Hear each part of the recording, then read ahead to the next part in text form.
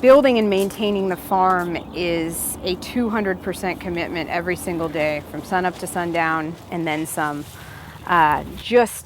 Growing food this way is incredibly demanding. It's incredibly rewarding and it's incredibly delicious, but it really takes so much blood, sweat, and tears to do this. And then on top of that, to live this way, to live in a sustainable home, to live on land that you need to absolutely steward all the time just to survive. We have a freaking off-grid water system, for crying out loud. There's a lot of time and energy that goes into everything we do, just from, hanging our laundry, for instance.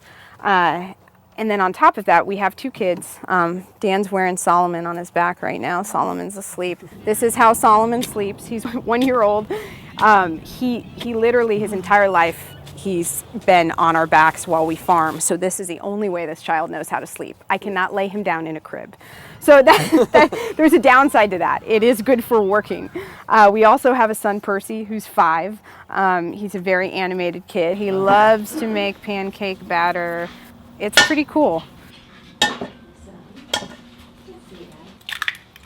Nice.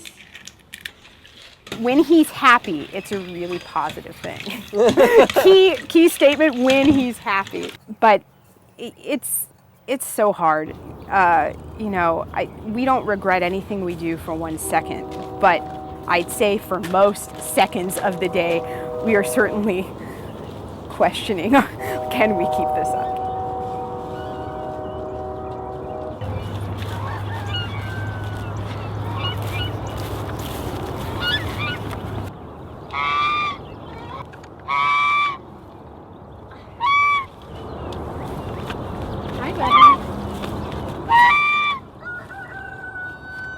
In 2010, we purchased the property. It's a 13.5 acre property on Kansas City's east side. We're just 5 miles east of the plaza.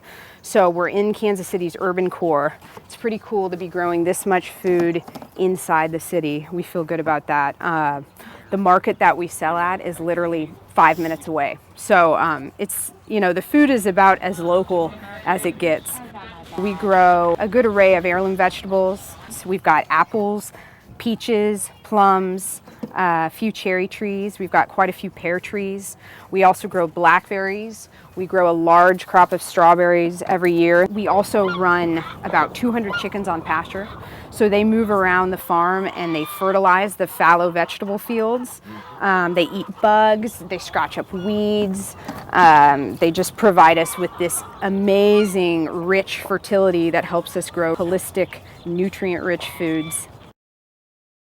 So we have a passive solar earth-bermed home. It sits on the highest point of our property, and as the architect describes it, it sits in the cool belly of the earth. I love that description. When we came to this land, there was nothing on it. There was no water, no electricity. We built it up from scratch, building fencing around to keep deer off, around all 13 acres, to totally off-grid home. I built the home pretty much myself with a little bit of help here and there, put in the plumbing and built it all up from the ground up. The thing about it is Dan and I both have been farming since we were 24 years old. We never had big kid jobs. We never had real jobs. We never stepped into the corporate world. We've been living this way on a shoestring as avid anti-consumers for as long as we can remember. So frankly, we wouldn't even know how to do that. I don't even carry a cell phone. I don't own a credit card. I never have. So even if we wanted to, even if this life was killing us too much, we couldn't go into the office. We'd smell too bad. They wouldn't let us in,